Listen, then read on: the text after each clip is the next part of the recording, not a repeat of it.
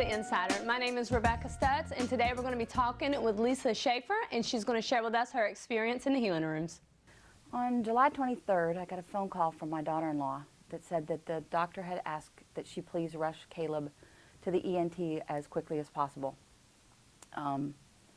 When they got there, they had found a growth in Caleb's nose that they called a polyp, and told her that day that to be prepared because the polyp was a nice word for tumor. And they went the next morning and had an emergency CAT scan, an emergency blood work, had the results back the next morning.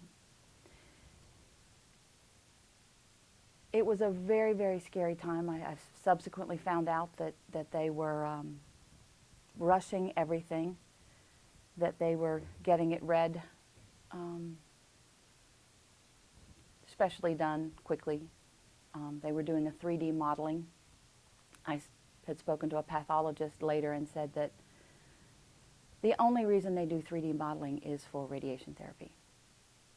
So for 2 days we knew that Caleb had been diagnosed with cancer without actually getting the words.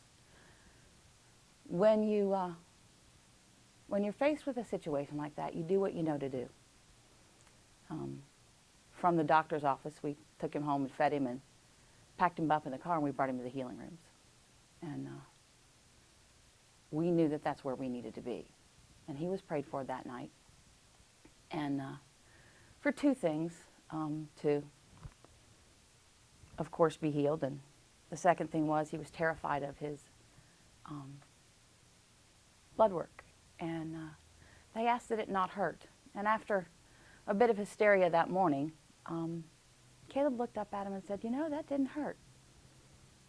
And when he went to the doctor was very stunned. She came into the room and said, "I don't understand this." And she went and got another doctor. They said, "That's not what this is. This is not right." And they looked at Caleb, and they looked at the pathology or the report, and they looked at the doctor, and the doctor said, "There's nothing here.